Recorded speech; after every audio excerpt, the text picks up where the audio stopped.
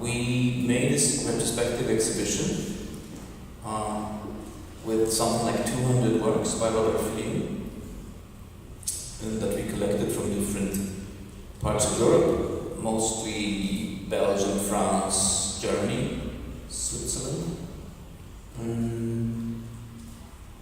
And these works trying to create an image of Robert Filliou as a thinker. This is not such an easy task for an exhibition to do. An exhibition, of course, is always a collection of physical objects in physical space.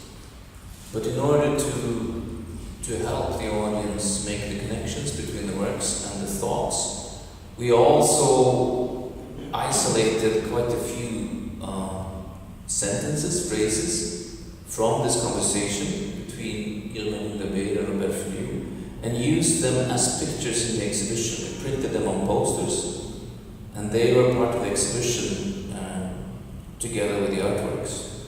And because we are in Belgium, we always have to have everything in 3 languages, in Dutch, in French, and in English. So the sentences in themselves are quite short. And that's also why I'm going to reuse some of them tonight. I'm going to read you some of the quotes as well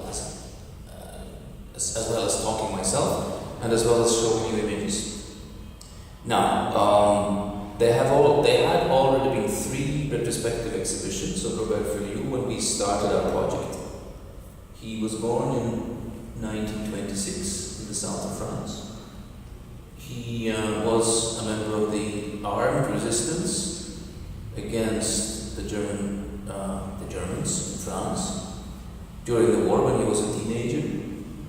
And after the war, when the war ended, he went to the US to find his father. His father was a tailor, and he had left his mother, the family, and went and gone to the United States. And he wanted to find him. He actually did find him, but then once he found him, Robert Filliou stayed in Los Angeles. He worked for the Coca-Cola company for a year or so, and then he started studying political economy at the University of California, Los Angeles, UCLA. And he graduated as a political economist.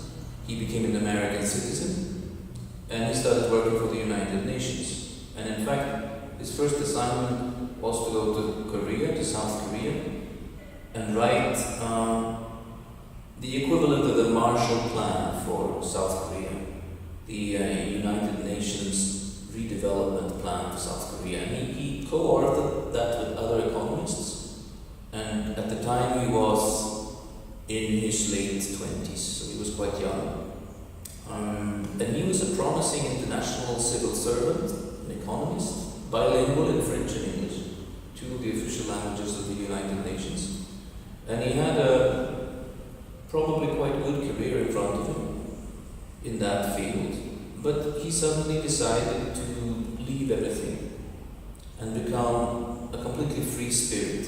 He had no education in literature or art, but he decided to become a writer. So he moved back to Europe through Egypt, ended up in Spain, lived several years in Spain in the 50s, and started writing plays. Some of them were staged in the 60s in France, most of them were not. And he was somebody with a rather precarious life. He did not really have any source of income, he didn't really have a home. He was a free spirit in every sense of the word. And then in 1957, he's in Copenhagen because one of his friends in Spain was Danish.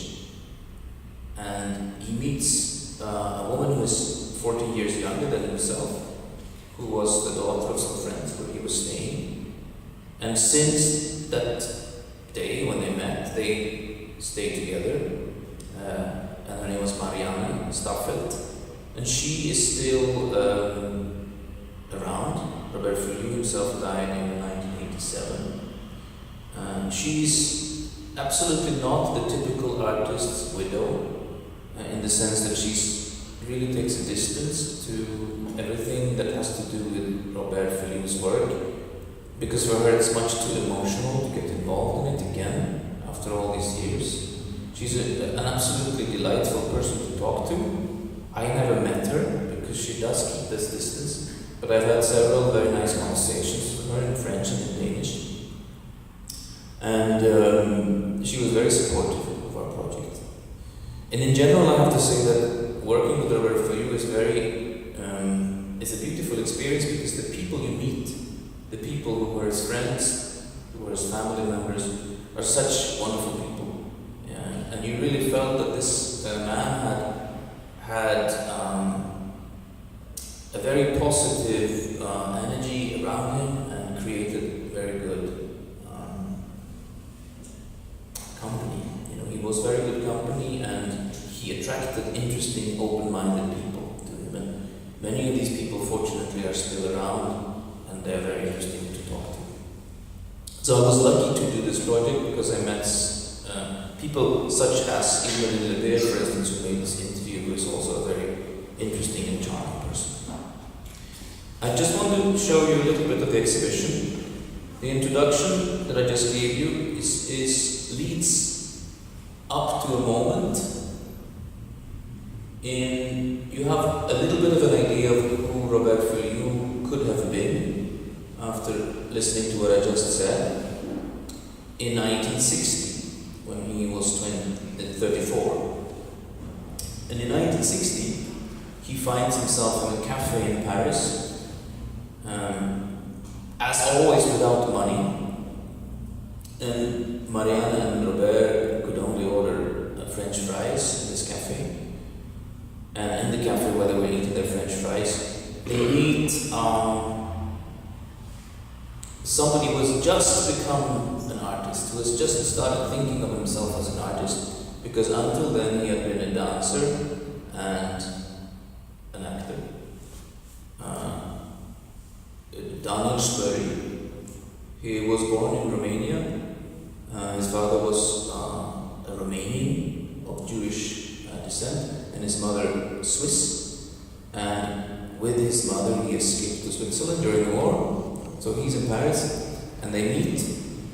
And after eating his French fries, Robert Filliou, it is told, took the grease from the French fries from the plate and rubbed them into his hair, and started making a kind of hairstyle in the cafe. So he was making a little performance with the grease from the French fries. And Spurry was quite impressed by this. They became friends instantly. And it was through this friendship that Robert Filliou started making visual work. It's an open question, and this is basically the premise of the whole project in the museum. It's an open question whether these are artworks or not. You can say that actually about everything that he made. But particularly about the first work he ever made, which is this L'immortel mort du monde, the deathless death of the world, from 1960, which was a sort of new form to publish a theatre play, not as text on pages stapled together or bound together as a book or booklet, but as a poster where the different sentences and characters could be freely moved around and manipulated by the reader, by the viewer. So it's an open question whether this is an image or a text or both, whether it is a play, a poem, or a work of visual art. And it continued that way. When he started making works that were not just a different way of using text, so in the deathless death of the world that it can really be considered a text, even if it's also an image. When he started making things that were not so textual, for a moment in the beginning of the 60s and to the mid-60s, he was very interested in this idea of measurement. What is actually measuring? What does it mean? And why do measurements always have to be the same? for things that are so different. If you're going to measure your own height, he thought, you might as well do it with a unit of measurement that corresponds to something in your character. That is not just centimeters and meters, but is actually more meaningful to what you are going to measure. The same goes for distances between cities or units of time. This is something which is called a measurement poem, and it was actually performed or executed not by him but by the poet Emmett Williams, and it's all the members of a family in the United States. Alison Knowles is the artist and her publisher husband. The title of the exhibition was The Secret of Permanent Creation, and this of course is a quote from Robert Filliou himself. It was one of his key concepts or notions, permanent creation. And I'm going to read you a very short quote because he uses it to introduce this project that took place over many years and was never realized in the form that you see sketched out here in the maquette. It was supposed to be realized by Robert Filliou in collaboration with the architect and artist Joachim Pfeuffer, the Poi Poi Droom. And he writes, as Marianne once told me, you are artists only when you create. Once you are through creating, you're not artists anymore. That's it, I thought. What I must share with everyone is the idea of permanent creation, an institute of permanent creation, based on fun and humor and goodwill and participation. So this Poi Poi Droom was supposed to be a sort of experience center, a kind of cultural center, leisure center, where people would co-create, participate, and have fun together. And therefore it would be a manifestation of permanent creation, that you could always be creative in any situation in life, not just when you are particularly engaged in those moments with a creative profession or with actually creating objects. And why is it called Poi Poi Droom? Well, because Joachim Pfeuffer had heard from a Dutch anthropologist who had been to Mali and met the Dogons, that this was a word that they used when they were greeting each other. Because when they were greeting each other, the Dogons, they started asking, how are you? How is your family? How are your cows? How are your fields? How is your house? And they would go on for a while asking these questions, and then they had a phrase which was a kind of reset phrase. They said, poi poi, and then they started again. So this poi poi was a rather empty signifier. It was something that didn't really have a distinct meaning, but it was used only to restart permanent creation. Something that assured that the creation would be permanent. So that's why it was used. Another project that Filliou worked on for many years, first in 1963, and then it started again in 1973, on the 17th of January, which was his own birthday, was this idea of art's birthday. In our museum, we celebrate art's birthday every year. We have a big performance evening, and we have an artist from the local community of artists who creates a cake for us. And we have music and other things. But it started in the Neue Galerie in Aachen in 1973, and it was the 1,010th birthday of art, because he said, in 1963, he said, 1 million years ago, art started, and then 10 years passed. So this was the 1,010th birthday of art. They had cake, they had fireworks, and they had military music. Robert Filliou's work was not only the sculptures, the drawings, the documents, texts, the conversations, but also events that involved other people, and events that he actually made very little effort to control and to edit or to direct. He was somebody who would very rarely express value judgment. He would very rarely say, I like this, I don't like this. He would not try to control things too much. But perhaps this was typical of the time, of the 60s. And there were many other artists who had similar ideas, but Robert Filliou was quite distinct, I would say, in his reluctance to be authoritative. He says, I'm not interested in authority at all. I don't want to speak from a position of authority. I don't want to control things. So even if he was very much against war and for peace, he ended up having these military drummers in the 1,010th birthday party. Just a few things to put you into the picture of what Robert Filliou was doing in the 60s. Galerie Légitime was a project that he maintained in the mid-60s in Paris. When I say a project, it sounds a little pretentious perhaps. What it was that he didn't really know what to do to exhibit in a gallery and to start selling his work as an artist. So he said to himself that I need to have my own gallery. And he created his own gallery in his cap. He had bought, when he was in the United Nations in Tokyo, he bought a cap, a tweed cap.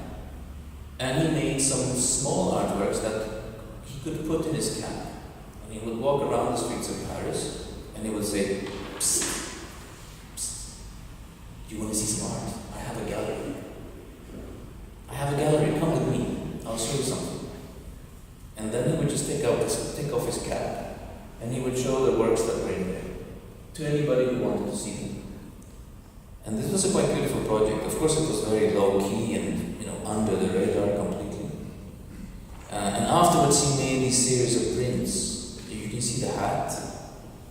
And he places it in different locations in Paris. The locations where he walked around to do this. If you want, you could see this as a kind of humorous comment on the very, very serious situationists who were doing the psychogeographic derives in Paris a little bit earlier, and they were very serious about what they were doing. Filliou was also serious, but always from a humorous perspective. He was serious and humorous at the same time. So the people say who knew him, at least, and I believe them. And there was another, for lack of a better word, project that he and a friend and colleague, the American composer and artist George Brecht, and their partners, Marianne and Donna, were doing in the small town of Villefranche-sur-Mer, on the Côte d'Azur, on the French Riviera, which is Villefranche-sur-Mer is very close to the Italian border. They never had any money, they never had employment, they never had sales, so they decided again to take things into their own hands and open the shop. So they opened this non-shop, which was called La Cédille qui sourit. And in French, the cédille is the little sign that you put under the C when it's in front of a back vowel such as A or O. And it tells you that you have to pronounce it as an S, even if it normally should be pronounced as a K. So that's a cédille. And it's called the cédille, the cédilla that smiles, la cédille qui sourit. Which obviously doesn't really mean anything. It's a nice phrase, but it doesn't really mean anything. And quite soon, after just a few years, they were forced to declare bankruptcy. And you see the poster in the middle, you see the sign there on the wall, this is from the exhibition. And you see the poster saying banqueroute, we are bankrupt. Instead of La Cédille qui sourit, the non-shop that never sold anything, we are now declaring the eternal network open. The eternal network of all our collaborators and like-minded people all over the world.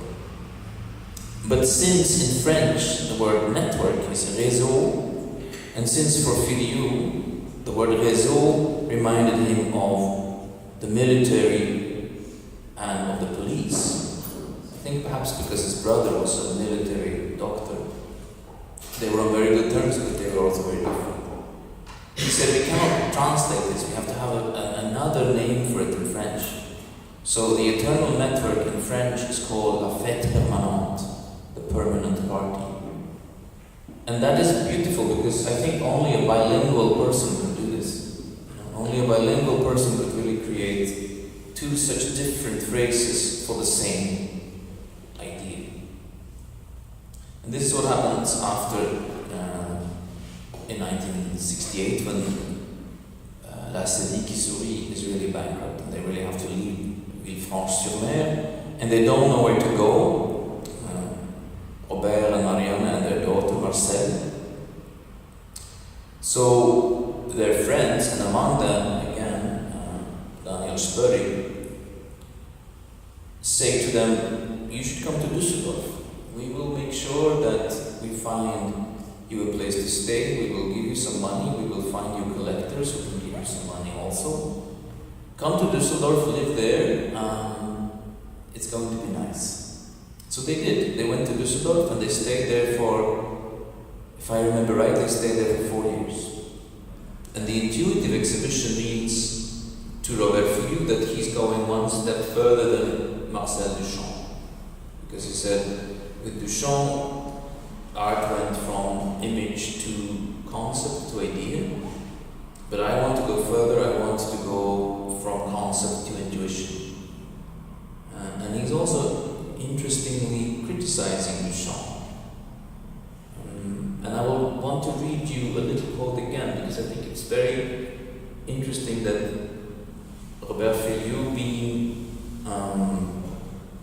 such an immaterial artist in a way, also in the sense that he never, as I told you already, created the material infrastructure for himself to exist as an artist. He was always leading a very precarious life, that he took on, in a certain sense, not aggressively at all, but critically. There's a big difference there. He took on Duchamp critically and really pinpointed what is problematic with Duchamp. And he says, I wanted to go beyond the heritage of Duchamp, who taught us that any object may be considered from at least 2 points of view, by its function or as a ready-made work of art. This is Duchamp's view. For me, this is a totally Western view of things, Robert Filliou says. In another continent, this saw, because there's a saw there, could already be a symbol of power. It could be a taboo object. If we go into space, we could encounter animals who are exactly like this. He says, in another text, he says, what if, we encounter an alien civilization and they are all like the bicycle wheels of Marcel Duchamp? Another thing that he was interested in was the idea of joint works. He started making joint works, of course, with his friends, with Daniel Spurry, with George Brecht, but then with his daughter, with Marcel, and everything he did, in a certain sense, was a joint work with Marianne, as you've seen already, because Marianne invented this idea of permanent creation.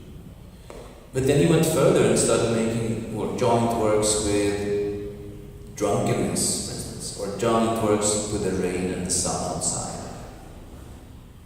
So this in that sense, he's a linguistic artist, that he picks up a meaning of a word and spins the meaning of the word in English and in French, because he was bilingual. But I wouldn't say that makes him a conceptual artist per se. there's also a series of several works called That Spiritual Need. Because he was always looking for new ways to say art, new ways to talk about art, and new ways to think about art by not thinking about art. He was not interested in making art. He was not interested in talking about art. He said, instead of this, we should talk about. You see, there are three. Yes, that mad feeling.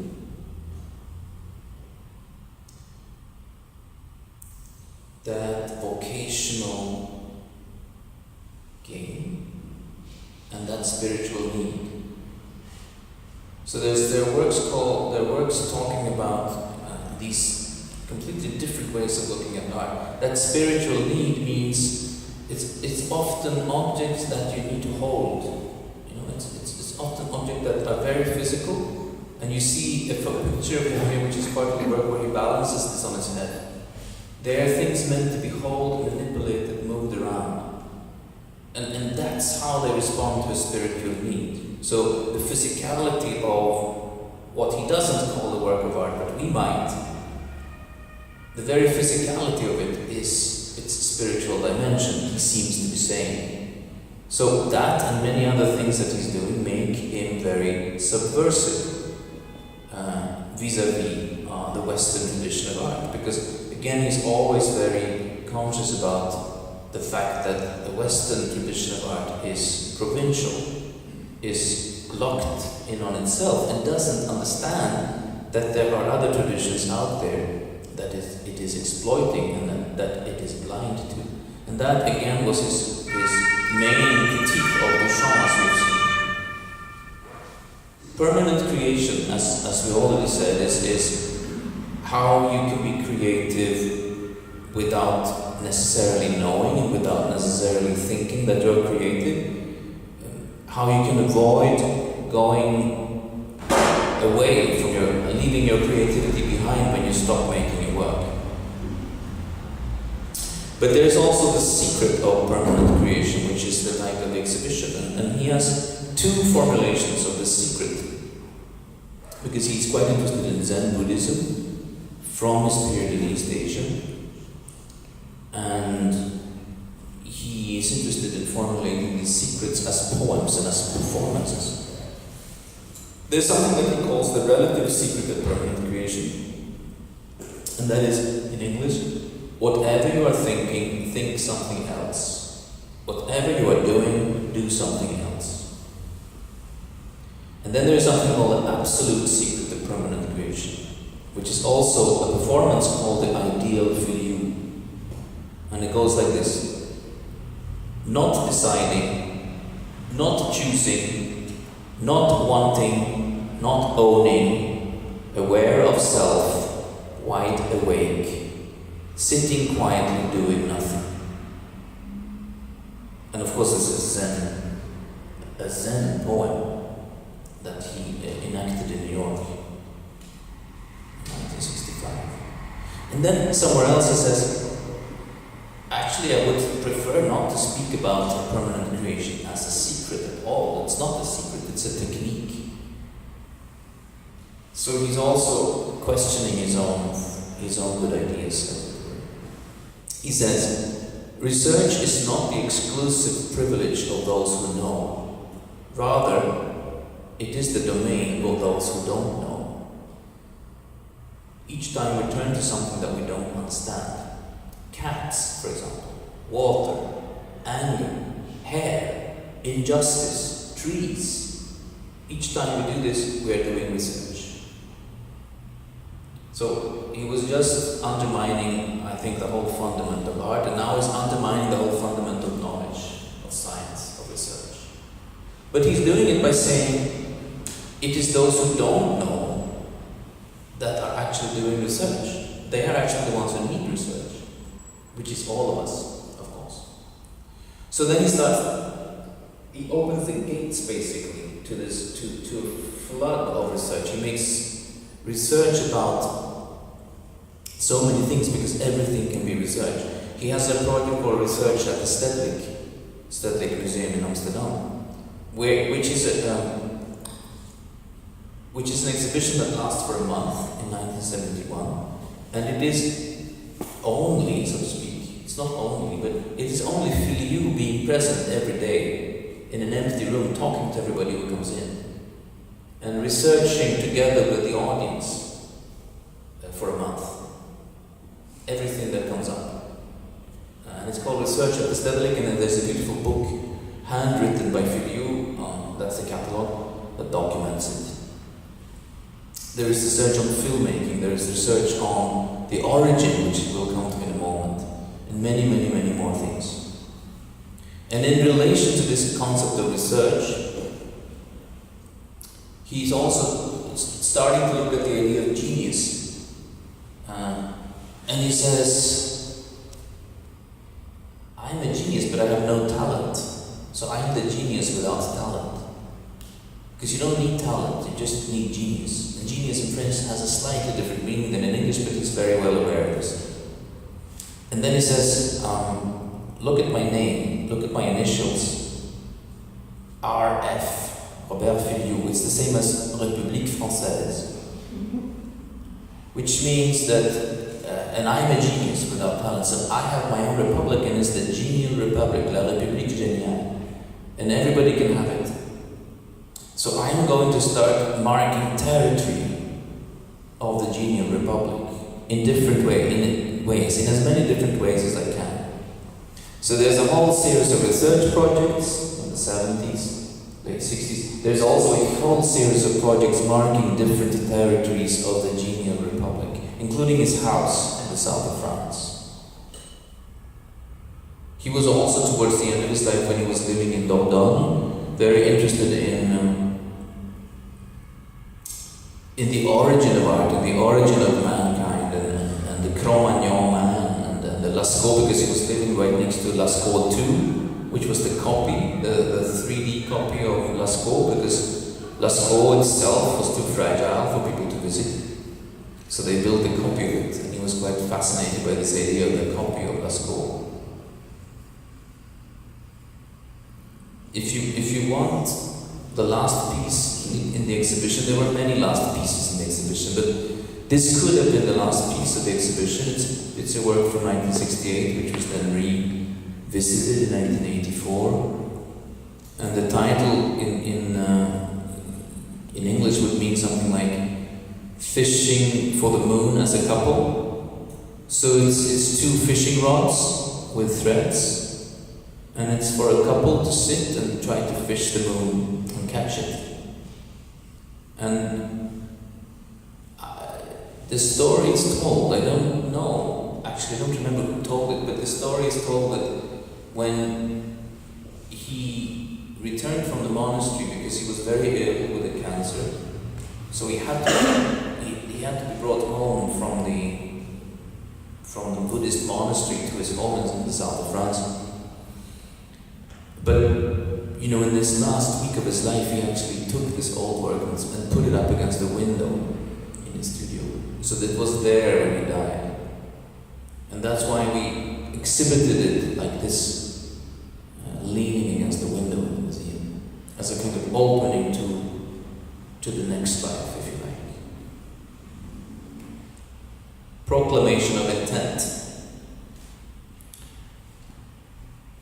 In order to seal the reconciliation of the nations of Europe through a single powerful act, in order to create a precedent that will spread one day to all the continents, in order to honor truly the memory of this century's war victims, in order to remind future generations of the futility and obscenity of nationalism.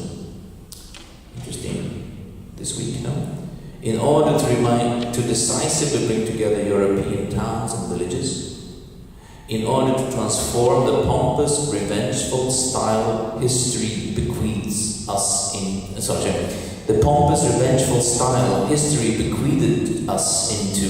into a new and generous expression of our destiny. It is solemnly proposed to the European peoples that they begin exchanging their respective war memorials To this end, the creation of a joint commission for the exchange of war memorials, commemore, is suggested, whose activities will be accompanied by meditation and rejoicing. As for these countries which nowadays are thinking of going to war, they could consider exchanging their war memorials before and instead of making it. So what he did was, he wanted actually to realize this for real. He wanted to take war monuments from Belgium and put them in Germany, to take war monuments from Germany and put them in France, the First World War. He could never do that, but he made these photomontages of monuments that have changed places between these countries.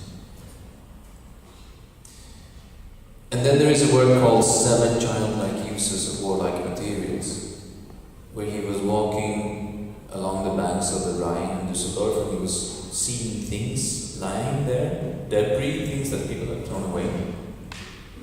And he said, this looks like a tank, this looks like a submarine, this looks like a gun. And then he would, because of the association that he had to these things, he would then go against that association and turn them into playful arrangements. A peace smile postcard. Smile while saying peace. Instead of cheese, which you're supposed to say when you smile, you could say peace. You put your own picture. So this for me was the link to and it is the link to the Peace Biennial, because it was made by Filliou in collaboration with his students here in Hamburg at the Art Academy, where he was teaching in the early 80s. And that's also when this idea of the Biennial for Art and Peace was born. But I have to say that Filliou is probably not as well known as he deserves to be. I think when we made this exhibition, we did that because we in the museum believed, myself and our director mostly, Bart de Bare, really believed that he's one of the most important artists of the 20th century. Because of his radical thinking, because of his hybridity, because of his subversiveness, because he offers so much to those who want to listen, go into it. But he, for instance, does still not really have a place on the commercial market. His works are not sold for nearly as much as the works by his friends in the period, like Joseph Beuys, Marcel Brotars, Dieter Roth, all these artists. The estates sell works for prices that are much higher than the prices asked for Filliou's work. He is perhaps an artist's artist. Perhaps he's an artist whose real strength is his continued ability to inspire artists of younger generations to not just to make work, but also not to make work, if you see what I mean. To go beyond making work, to think about what it means to be an artist